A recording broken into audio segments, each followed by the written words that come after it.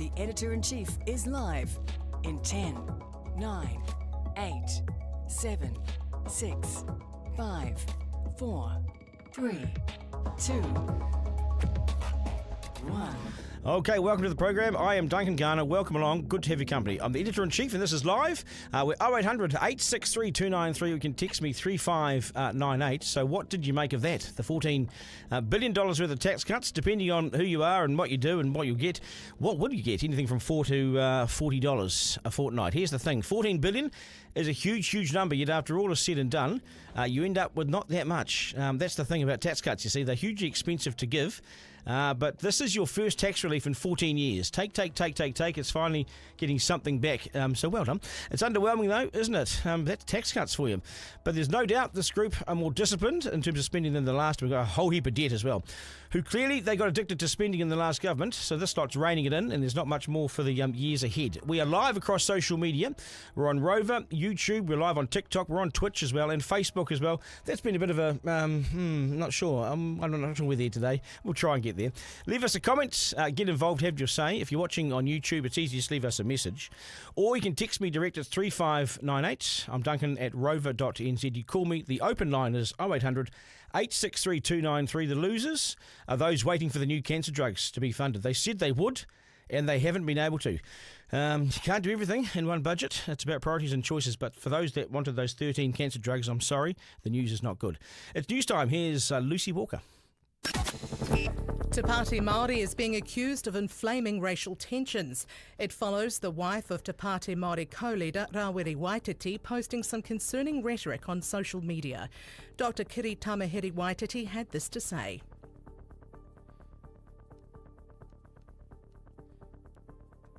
I don't think we could hear that. Can we hear that? No, it's not working. Well, yeah, quite concerning rhetoric. ACT leader David Seymour is concerned at the lack of alarm over such inflammatory comments. No, we might need to come back to this. Okay, what we will do, Lucy, we've got a technical issue. Let's talk about this, though. The inflammatory comments are, and good morning, everybody, welcome to the program. The inflammatory comments are, she is the wife of the co-leader of the Māori Party. She is, and she's also the daughter of David Tamahiri, who is the president of Te Party Māori. The president of Te Party Māori is John Tamahiri, of course. Yes, John Tamahiri. Yeah, so what we've got with this is comments, and what has she said? She has said words like overthrow the government and attack. Which, right. Yeah. And she said this on social media that it's time to overthrow the government. She is saying that Māori need to rally together to and what they could possibly do.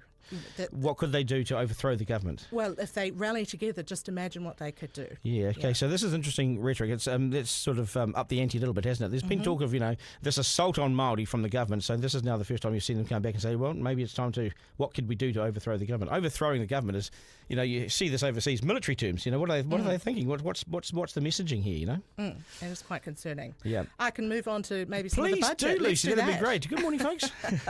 Hospitals warn the government's no-frills budget will barely keep the lights on. The health sector will get more than $16 billion over the next 3 years. Sarah Dalton from the Senior Doctors Union says it doesn't even touch the sides. Frontline police may have been the winners in this year's budget, but it's come at a cost to backroom staff. As part of the package, corporate support functions must be cut by $55 million, meaning 175 jobs have to go. Meanwhile, Business New Zealand has welcomed the budget. CEO Kirk Hope says there are a couple of things that will lift confidence. The Beths have won Album of the Year at the Aotearoa Music Awards. They nabbed the honour for their album Expert in a Dying Field last night and they're thrilled. They also won the Best Group Award. To sport, Kiwi golfer Lydia Ko and world number one Nelly Korda have both shot 10 over par opening rounds at the US Women's Open. A great first round for Ryan Fox, though tied for third place at 4 under at the PGA Tour's Canadian Open. And the French Tennis Open has stopped fans drinking alcohol in the stands in a bid to end unruly behaviour. Yeah, it's always the booze, isn't it? Never the person. And now, Lucy, before we go, there's always gremlins in the system. When you're trying something new and you're trying something for the first time, no one else is doing this, you see, so there'll be the old gremlin. Don't worry about that. Flybys. They got rid of that. I Yes. see the card's going flybys. You've got the original card, haven't you? I'm pretty sure I do have the original card. It sometimes doesn't work because it's so outdated. Yeah. It's Yeah. a bit like our systems at times. Anyway, so with that, have you ever got anything? I've never even received a thing. I found it was always good at Christmas time, so you could either get a present, if you're a bit short on cash, or it could help, sort of fill the booze cupboards for Christmas as well. There it is. There. So you go. Get a bottle. You actually got something. Well, yeah, I mean, not a lot, but maybe you could buy 1 or 2 bottles, after about a year or 2 or 3 of saving. Yeah, that's always the case, isn't it? Okay, good stuff, Lucy. Duncan Garner, live. Okay, so Hato Hone St John's ambulance, alongside, of course, Wellington Free Ambulance, is in desperate trouble. They have made it clear that they want to be fully funded, so 100% funding. They get about 80% at the moment, about 80% funding from the government. And that hasn't changed in this budget. Amid the confusion is the fact that Prime Minister Christopher Luxon says that they don't want 100% funding. How on earth he got there, no one knows. I've spoken to these guys enough to know they want it. Truth is now, you can't guarantee an ambulance will turn up in good time with the current funding level, so something must be done. Have you been affected by this? When you rang an ambulance, did it show? How long did it take? 0800 863 293. This is not an attack on the people that do the job. They do great work. Faye McCann is their union rep and also spent years working for St John as an emergency call operator, and she joins me now. G'day, good morning. Good morning. What did the budget give you yesterday? Absolutely nothing. So our members are obviously very disappointed with that. I think there's a lot of hurt feelings around broken promises from the government, and just feeling like they've been let down massively, and they're unfortunately the ones who feel like they're letting the public down. I'm in your corner because, and I've been this way for a number of years because I've got to know what you do. I've spoken to the head honchos, and it's become pretty clear that you're not a fundraising arm. You're just not you're not fundraisers. You're an emergency service. You need to be used properly and smartly. How much money is 100%? How much do you need? How much extra would it take? We're still looking at what would actually be needed to fully fund the ambulance service. It's difficult now with St John saying that actually their staffing levels are quite good, because that's not what we're hearing. Not what we're hearing from the staff, but also the staffing levels might be good, but St John's still in a lot of debt just from this recent financial year. So I think it's disappointing to have an ambulance service that is going into debt for being what they would call fully staffed. It is such a it's a historical model, so it's a throwback and it's archaic in many ways. But if you go around the world and look at how ambulance services are funded, we are rare. We're an outlier, aren't we? Yeah, it absolutely does not make sense to have it as a charity. Yeah, there are third world countries that have ambulance services that are fully funded, right? Yeah. And I think it's terrifying to think, did people donate enough this year to ensure that my parents or my family can get an ambulance when they need it? How thin is that thin line? I mean, how at risk are we? I mean, we hear all sorts of stories. It can sometimes take 12 hours to get an ambulance. That's just not good enough. Yeah, and unfortunately that's the reality. I mean, there was the case recently where the coroner came out to say that St John does need to push for further funding.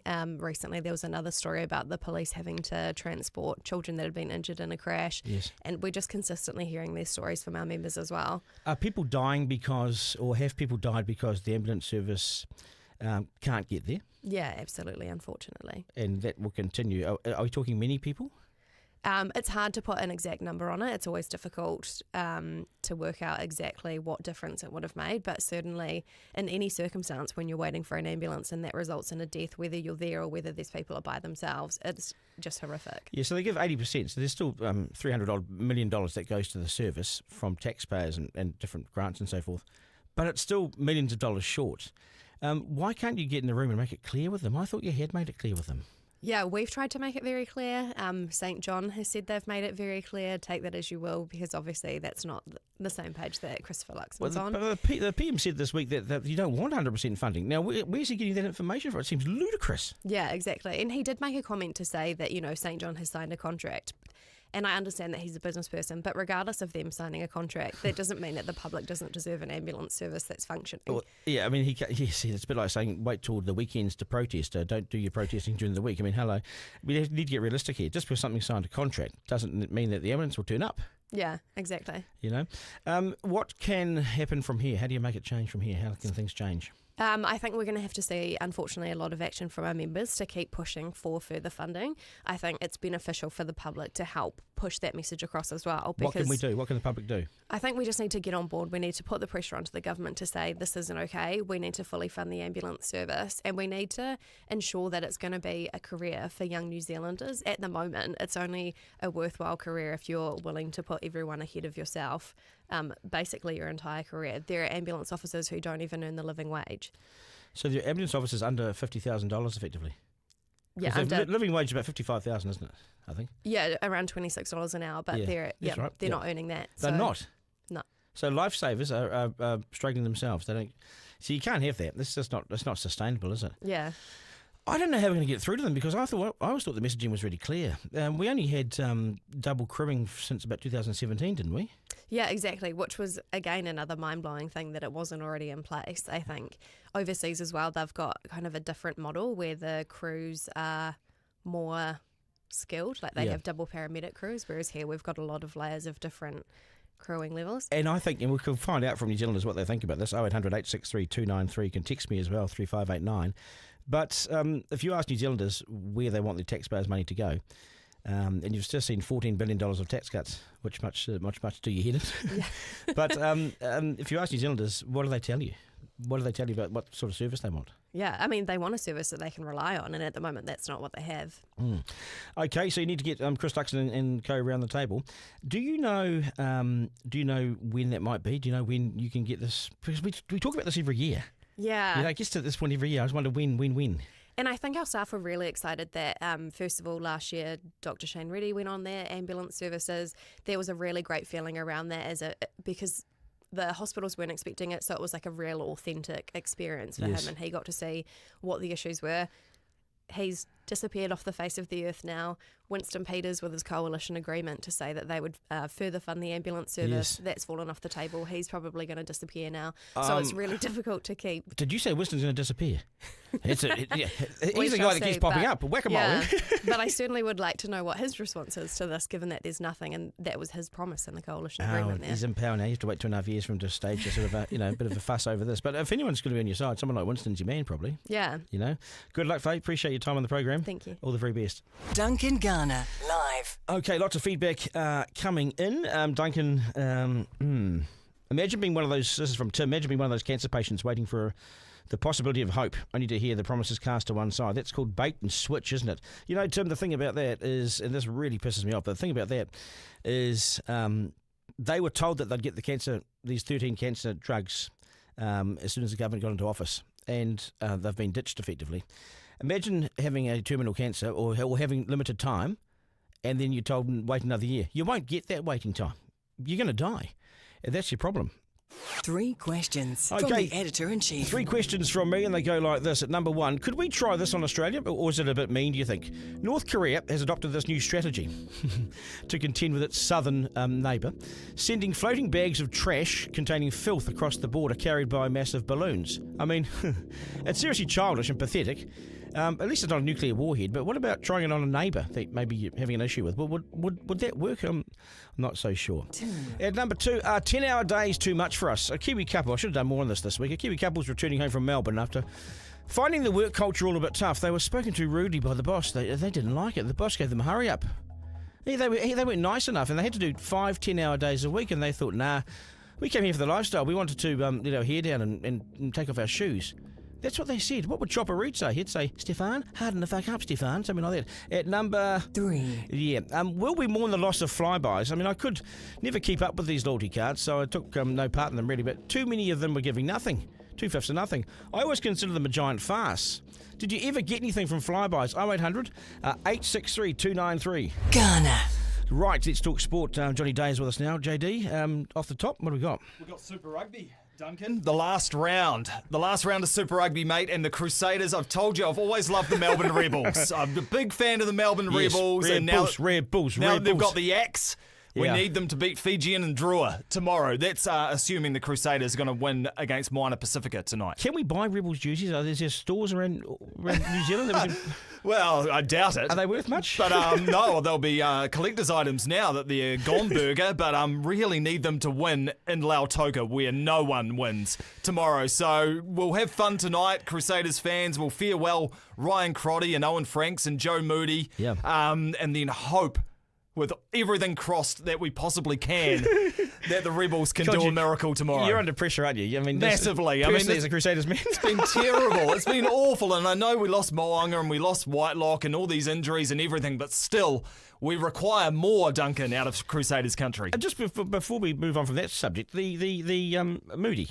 Is it the end of him, is it? That's his test career over, his rugby career's over. Well, the Crusaders said he's retiring, and then he came out in the media during the week saying he wants to play on. Yes. So this is a guy who's played a hell of a lot of rugby, World Cup winner, still scrummaging fairly well, so I'm sure someone else will pick him up. And at the top of the table, it would be remiss of me not to mention that the Blues and the Hurricanes, of course, are both going for the minor premiership, which if you go through the playoffs, you host the final. So a pretty big deal. Oh, no, that's a big deal. A massive deal. The Highlanders are playing a weakened side, so the Canes should beat them with a bonus point, which puts big pressure on the Blues to beat the Chiefs at Eden Park with a bonus point as well to finish top. They're good games. Great games, a couple of derbies. Yeah, real big derbies. Right, the drama at in the boardroom at New Zealand Rugby. I'm sort of confused and struggled with this story, but what's happening here? Well, the provincial unions voted to keep themselves in power, essentially, is what happened. Is that and good? one's... Well...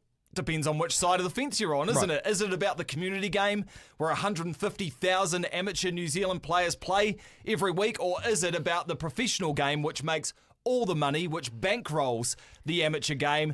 And at the moment, we've got provincial unions at the board who don't know how to capitalise on the professional game. The Players Union, the Super Rugby franchises, the Māori board, everyone pretty much said, let's go with independent board members who know how to make money, essentially, and run a professional game. But the provincial union said, no, we want to keep the power. So that's where it sits. Yeah, I do feel like rugby's in trouble. I feel like as a product, it's in trouble. And you've seen that with some of the big names and big guns are saying, what's going on here? You can't forget about the grassroots. I feel like, I look around and I see, junior rugby league players of my son, and they're all in these training groups and rep teams and things. I look at rugby, what the hell's happened? Yeah. Where's all this? Where's the pathway to the top? Yeah. Where the hell is it? The NPC's pretty much forgotten. It's become amateur, and what I would love is to scrap Super Rugby completely, just have NPC, play home and away, and that's our shop window. We don't really need Super Rugby, but so much money invested in it. No, you can't now. It's never going to get rid of it. You can't change it now. Right, we're talking about Ryan Fox. Yeah, going really well at the Canadian Open, 4 under par, tied for third, the same as Rory McIlroy, so keeping very good company. Good to see him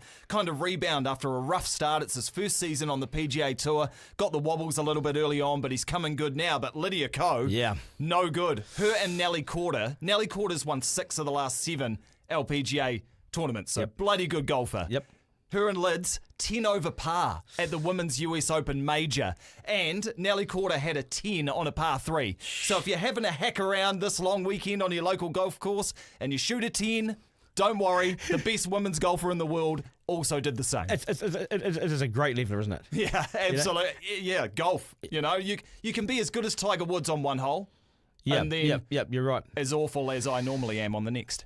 With Fox, how good is Ryan Fox? And is he going to win something? I think so. Yeah, he is, absolutely. He hits it big off the tee, which is crucial these days because courses are getting longer and longer and longer. Yeah. If his putter is red hot for 4 rounds, he can win a major. Wow. Definitely. Yeah. What else you got for us? Well, mate, that's all you need. Hey, I'm out of here. that's it. NRL, they're basically, it's State of Origin weekend, so it doesn't even matter. And your pick on who goes top of the table for the Super Rugby? I'm going to pick the Hurricanes. Yeah, me too. I just think, the Chiefs will be tough for the Blues to get a bonus point against, and I just think the Canes will finish the regular season top, which would be a remarkable feat, wouldn't it, for this young, exciting team, and I'm sure we'll see a few of their players picked in the All Blacks. I was going to say, you see maybe one of two of their loose forwards. Yeah, Peter Lakai, definitely. I like him. He looks good. Good on you, JD. Appreciate that. 0800 863 293. Duncan, I'd rather have St John's fully funded, said James, rather than tax cuts. It's the Slam Dunk. Yeah, me too. Right, like you, I was horrified to learn that Christchurch rapists, Danny and Roberto Jazz, will not be deported when their jail terms end. These two are responsible for the rape and sexual assaults at the family bar business. They have become known as the Mama Hooch rapists. The Australian brothers were last year found guilty of rape, drugging, drink spiking, stupefying and filming women in their teens and early 20s. More than 20 women were sexually assaulted. Roberto Jazz was sentenced to 17 years in prison, while his older brother was given 6 months less. I'm sure they're having a grand old time. They have a minimum non-parole period of 8 years, and victims had been hoping they'd be deported to Australia once it's all over. But Immigration New Zealand says it can't remove them because of how long they've lived in this country. Neither Danny or Roberto are liable for deportation, they said. That's because they've lived here for more than 10 years after they were first granted residence, so they stay here as Kiwis. So they lived here too long, you see. I don't care. Change the law and get as ruthless with them as the Aussies have with us over their 501 policy. Australia sent back to us thousands of scumbags who have no links to New Zealand. It hasn't entered into their conscience. That's the wrong thing to do to us. They just designed it to suit themselves. And we got landed with all their problems, and New Zealand's paid the huge price for that. They've sent their Aussie criminal element to us, dumped them here on the basis that they were born here. Some haven't been here for 40 years. These two rapists are lowlifes of the highest order, entitled, arrogant and dangerous, and they're predators who have no place in this country once they've done their sentence. If we can't send them back, then change the law. It's as simple as that. Put the House into urgency, write an amendment to the law and do the right thing by New Zealanders who find this abhorrent. We've got to grow some balls and stand for something. Well, I don't care if it offends Australia. I hope it does. But it's about time we put ourselves first, and let's get rid of this trash and dump some of their trash at their front door for once. And these two qualify as first-class trash, if you ask me. Change the law, book the ship, put them in the cargo hold and destined for a port in Australia, other side of the Tasman. They're not flying home. Throw them in the cargo hold of a ship because they've cost us enough already. But change the law, send them on their way. This is after they have been treated to whatever it is that goes on inside New Zealand jails. I can't imagine they're getting a warm welcome. But we're sovereign, so's our Parliament. They've lost their rights. They don't meet the character test. Pass the law as we like. Let's change it. Let's suit us. So let's just go there and do it. 2. Right, not 2. This is the one. Duncan Garner, live. Okay, so it is time for our panel. And we're joined by Mark Richardson, formerly of the AM show. Mark, g'day, mate. Nice to see you. Yeah, g'day, mate. How you doing? Good, mate. Nice to see you. Investment advisor now. Yes, thank you. And Holly Bennett, wonderful to see you as well. Social commentator, political commentator. Oh, lobbyist. Lobbyist. What are you lobbying for? Change. Lots of things, yeah. Your take on the budget? Boring, beige, basic. It's what we need. Yeah, but also predictable. National said they'd do this and they're doing it. Yeah. That's a good thing? Yeah. There's a lot of things that they cut, which I'm not mad about. Yeah. God, you worked hard on this budget. I saw you, your notes come through last night. And I know you work hard too, Rigger, but... I read them. Did you see those notes? I read Holly's notes. She did her job for us. Yeah, I read her homework. Yeah. And handed it in as my own. On page 98, she said, page 98, did you get that far? You know? Yeah. And then it ended with, I've got to do some more reading. It's amazing. Well, I'm in the presence of professionals here, so I thought I'd better bring Mark's my here A game. too. Former professional. Yeah, I've long since retired. What do you make of it, Mark? Well, the one thing I was looking for, which I was pleased with, and that's when the Treasury said it's not inflationary. Because from my own point of view, I guess, in terms of helping what I do, we need to see inflation coming down. And then hopefully we can see interest rates coming down, and then hopefully we can get to the point where they can put a little bit of stimulus into the economy, and because the amount our debt to GDP is just growing and growing and growing. Yep. The graph says it levels off somewhat. So there's two ways: we need to borrow less. Or we increase our productivity, and I would like to see the latter really be the one driving that percentage down. Yeah, the problem with the debt is it's not easy to get rid of. No. It's not sexy when you get rid of it. You say, well, we're not giving you tax cuts, we'll put the $14 billion into debt repayment, and everyone goes, oh. But debt's debt. Debt's debt. There's no issues with debt if it's creating productivity. Yeah. If it's good debt. actually, increasing the pie. Yep. Yeah, the problem is, though, we've had debt that we don't know what it's done. Exactly. It's built nothing. 100%. It's created nothing. And do you not notice such a difference in this budget versus previous ones, especially in the past 6 years? Everything. I notice everything different. Every we got so used to 80 million for X, 100 million for Y, record level of spending. As we know, increasing spending doesn't necessarily mean that you're going to get better outcomes. That's why I say it's a boring budget that we need, because finally we've got a rein on it and we're bringing it backwards. Yeah, but man, it's going to take years to bring backwards. You went through and looked at some of those things that they're getting rid of. Yeah. There was one thing in there, and the expense of $195 million for those community workforce groups, whatever it was. Outrageous. Talk to me about this. This is This is like when you've got so much money, you're just throwing it around and drunk with money, isn't it? It was wild. Workforce Development Councils. Can I swear? Yeah, Yes. go. What the fuck do you do? Honestly, I was 65 million per year for the next 3 years to do what? I'm still sitting there. I went and had a look. This is how much homework I did. I went and had a look on the Tertiary Education Commission website to try to understand what it is that they do. And they are there to advise the government to do what the government already has officials to do, which is advise them on what workforce planning looks like. It's jobs for their mates. That's what it was. It was jobs for their mates, and Labor was brilliant at creating well-paid committees all over the show, weren't they? Mm-hmm. So that $180 million, they were advising on what skills you need for the future, effectively. Yeah. The public service cuts in terms of, employment, and they've reduced it. That's fine, and it probably needed to happen, but I think they still have to have a really close look at those who are still there, who are in the management positions. Because they're the ones that get the money. Well, remember, it was the first thing I put money aside for when I did my budget on the AIM show. $10 million. I put $10 million aside to do a deep dive into actually the people in the ministries who take the money from the politicians and turn it into something and create something with it. So you can get rid of all these other staff and you can make these cuts, but who are the people who are going to make an actual difference? Can I tell you what they've done? People who are at the front of those ministries. You're dead right. But can I tell you what they've done? They haven't touched the sides yet. I'll tell you why. In the last year, they added 7,000 people to the public service. The last 3 months, they added something like 2,000, just in the last couple of months before they got kicked out. So they've only got rid of the people from the last year that joined. It was a great move from Labor, wasn't it? It was like, here you go. Now make yourselves really unpopular getting rid of this lot. Yeah. But that's why I think National's done it with ease. Do you know how many billion they've found? $6 billion worth of savings. Yeah, good. They need to find more. $6 billion. That's half the tax cuts. Yeah. Well, I read that list of things which would have been nice to have, and there was lots of cuts in areas that I'd go, oh, that would have been nice. That would have been nice. But you're right. We all have to actually. We were talking about this a few years back. We've got to tighten our belts. Live within our means. And I know they were promoting tax cuts, which is national. Let's face it, it's a cornerstone policy for National, and they needed to follow through on that. And I personally could have done without it. But then again, I can't speak for someone who, say, another $40 in the back pocket will make a big difference. Well, when the theme has been take from you, this is the first time in 14 years you've received a tax cut back. 14 years. Yeah, but you know who it's going to go to, though, right? Power companies, all of these highly regulated industries that at no point in this thing have been subject to any of this crisis because they are highly regulated industries. And therefore, they're just going, cool, I'm just going to increase my prices. And I know that you've got a corridor here that you should share. Well, yeah, I got I put money into a bills account. And it goes out every week. So I put money from an overdraft account into a bills account, and that's what I pay my bills from.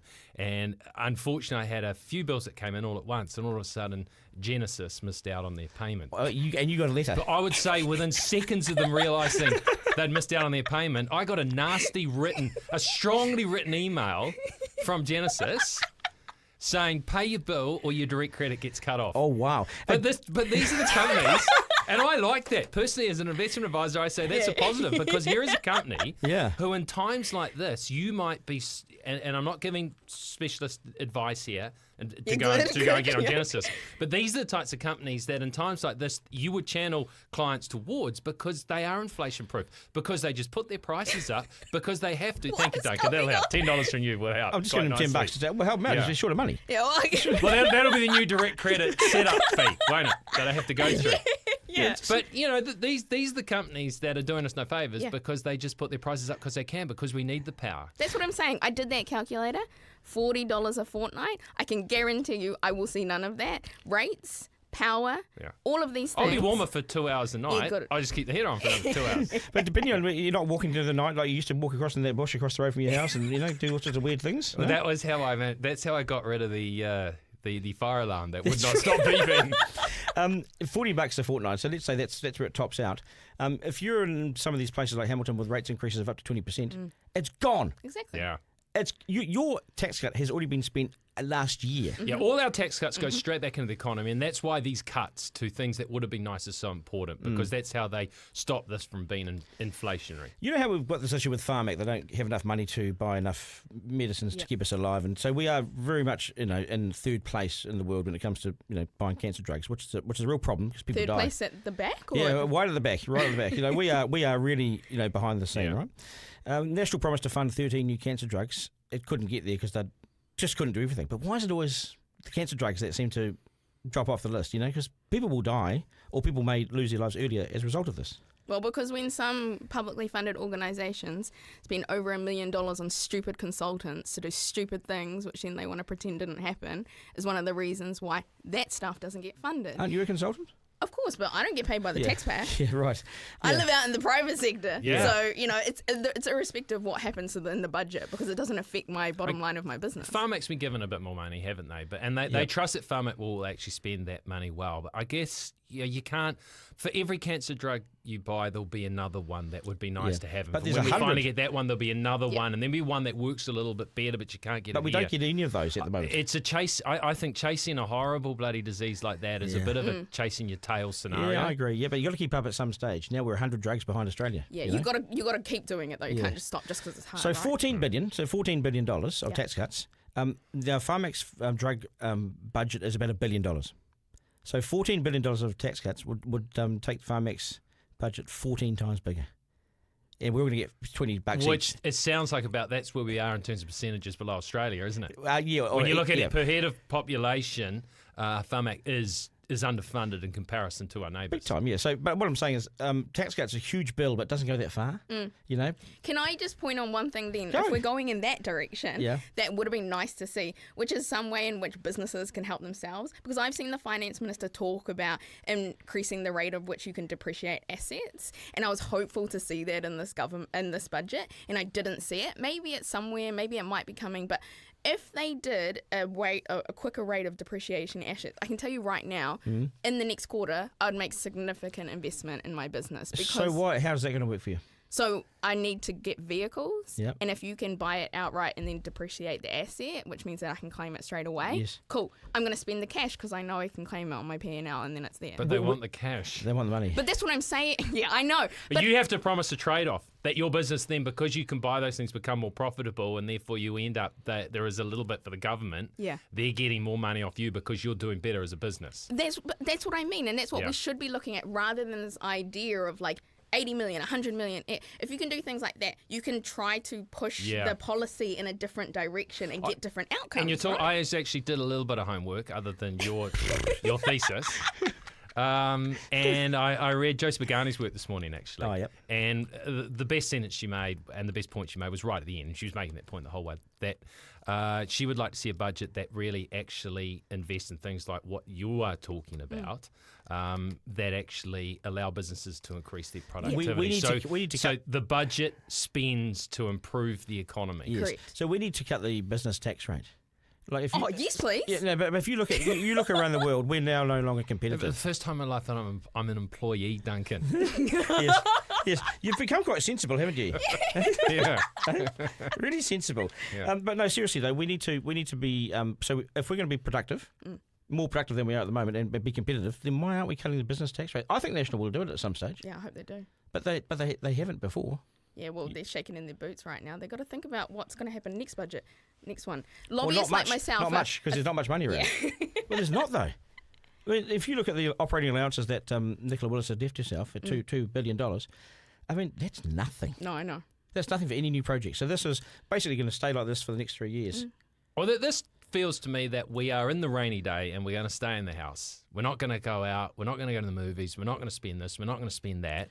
Next year, we're going to hope that we're in a situation whereby inflation has come right back and stimulate the economy, and then we will start to actually see the productivity growth, and therefore what comes with that is more money into the coffers. So another year of gritting it out. Yeah, I think we have to, and that's why I've been a little bit disappointed with that's not much money, or that's not much money. It's because I think we're meant to be a team, aren't we? Yeah. And it's not for us to just go, This team help shit, me out. I want this. I want this. I want this. Mm. You need to help me out. More, please. More, please. I think we all have to realise that these are tough times. Yeah, but it's a fundamental misunderstanding of the things that government and state should do. Because what you're talking about there is everyone believes it's the money that does the thing. To me, it's the policy that does What's the playing thing. field? They've got to set a playing field that we go out and play in and play and better. we've got so used to it being the money, and everyone ignores the policy. But money, Well, money that's doesn't my matter. point. Yeah. We're going like, give us more money, give us more money. That'll fix our Exactly. problems. No, we'll create an environment where you can go out and work as hard as you like, 100%, and you will get ahead. That's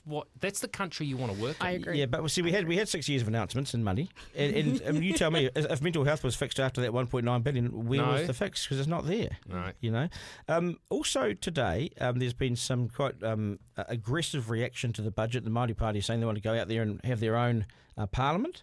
They wish to set up their own parliament. So this is constitutional sort of, flip-flopping, basically. They leave the New Zealand Parliament. This is a wider discussion about our constitution. And also, this morning, the reaction from the co-leader's wife has been that they need to overthrow the government.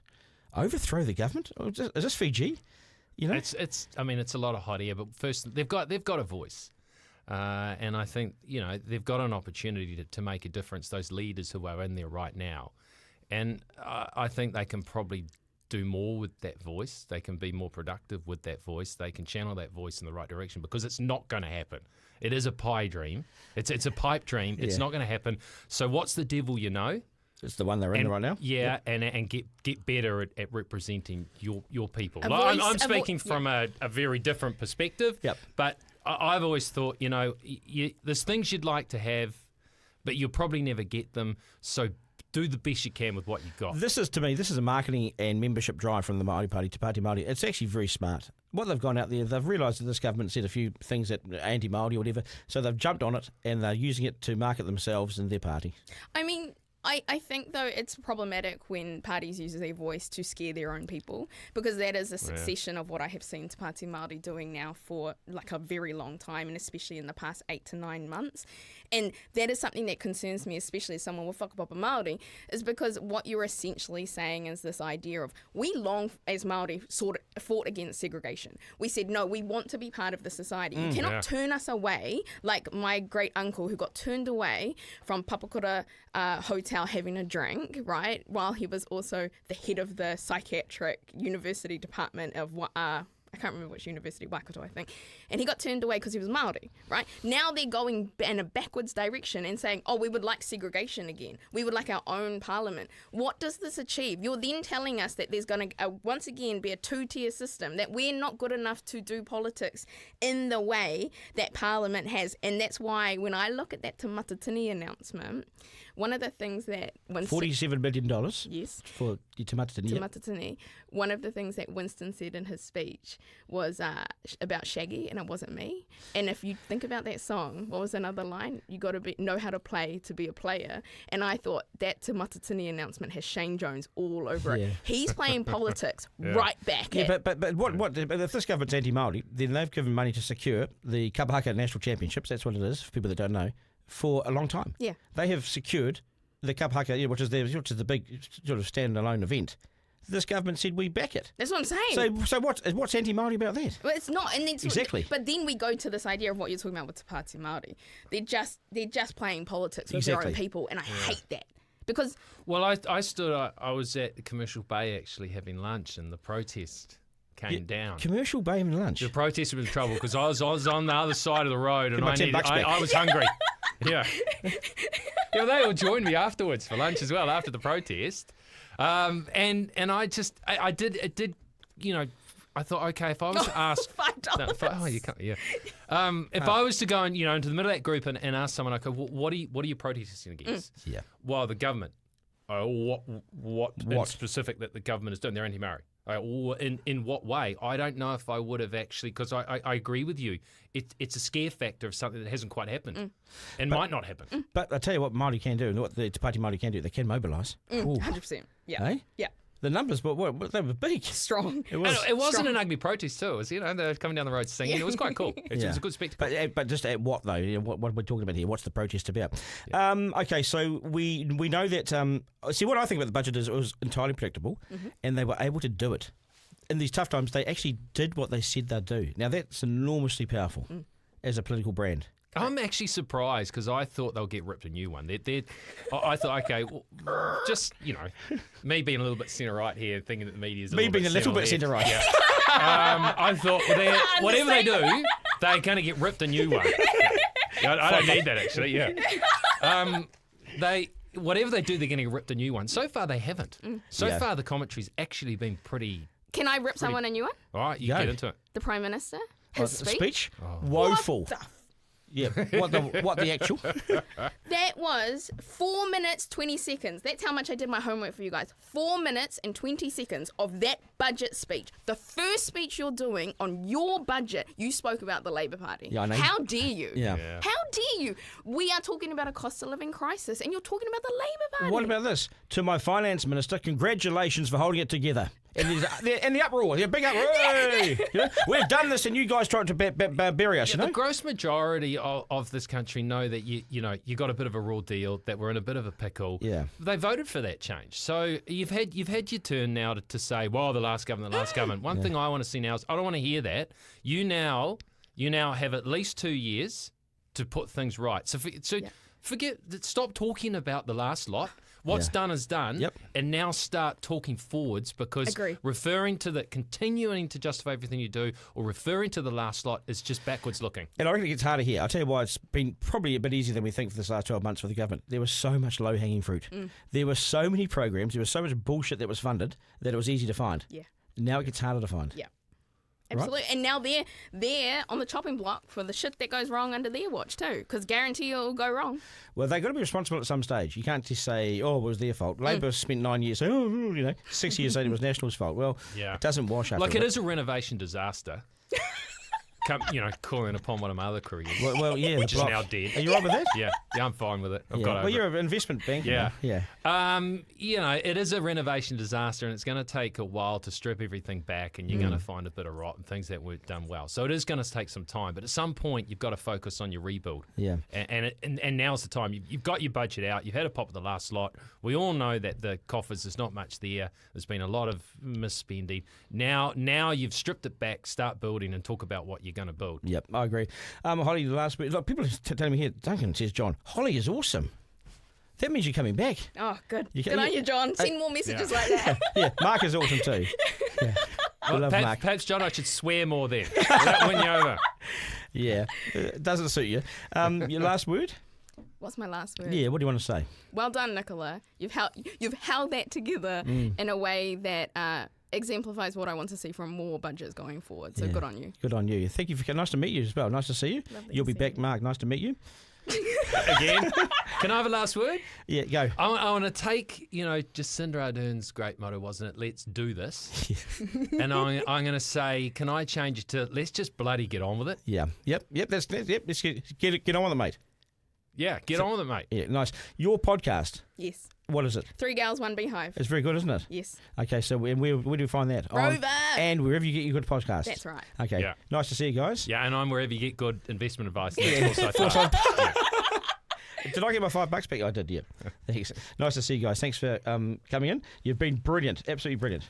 Editor-in-Chief live with Duncan Garner. Okay, they were good, weren't they? Now, this is what you've said to me. I'm going to go through the feedback because, well, it's Friday, we've got time, and there's plenty of it. James said to me, Duncan, awesome panel. Love Holly. Good on you, Rigger. Good to see you again, mate. I've also had Māoris in the city don't know what it's like for us in the farming country. I can't drink at the pub when all the farmers are in there because I'm a land-thieving Māori. Is it that bad? We're still getting treated like that in rural New Zealand. John says to me, Holly is awesome. Tim has said the landlords and the business people don't have to ask for more, please. Landlords are getting everything, says Tim. Let's see the evidence for these tax cuts. Not being funded by borrowing. I resent money going to the rich people in rich land, says Tim. Let me just touch on that issue of borrowing. We are borrowing more money. The borrowing figure is about $13 billion. That's what we're doing. We're borrowing $13 billion. The tax cuts are $14 billion. Now, this government says we're not borrowing for tax cuts because they've made all these cuts to the public service. That's how they justify it. But I tend to argue differently. If you didn't give $14 billion of tax cuts, then you wouldn't have to borrow $13 billion. Well, is that how it works? Oh, I think they are borrowing. Anyway, Duncan, morning. I got my first slow cooker from my Flybuys points many moons ago, LOL. Yeah. And James has said to me, yeah, I second that. I've got something too. I'd rather have St John's fully funded than have tax cuts, says James. And I've also got this. St John's needs the money, not the landlords. And look at the feedback that's coming. This is good. Duncan, was overspending a cynical sabotage to make life difficult for the incoming new national government? Yes, and they've done this often and they do it all the time. This is what happens. You empty out the cupboard and then the next lot comes in and has to tidy that up before it gets on with its agenda. Forrester, my man on production, you've got some TikTok feedback? Forrester, turn your mic on. Forrester? Hello? We got some TikTok feedback, Forrester. We have, but your mic's not on. That's okay. James said to me, Duncan, I'll get nothing from this. My business tax bill for me will be lighter. That's all. But that's a good start, isn't it? Duncan, I'm listening to you now on the AirPods I bought with flybys. Sometimes worthwhile, says Willie. Good on you, mate. That is us for the week. The first one has been done and dusted. The first week is done. Boy, this is good. What I want you to do at the end of this, when I sign off, we have created some music through AI. I think what we put in something like Duncan Garner podcast, farewell song, something like that. And this is what it comes up with. So we'll get to that very shortly. Tell us what you think. But that is us. This will be available as a podcast on Rover shortly, or wherever you get your podcasts. Thanks for your feedback today and support. I am Duncan at rover.nz. To my team, Miranda, Isaac, Zareen and Forrester. Thank you, guys. And Isaac as well. Thanks for today, mate.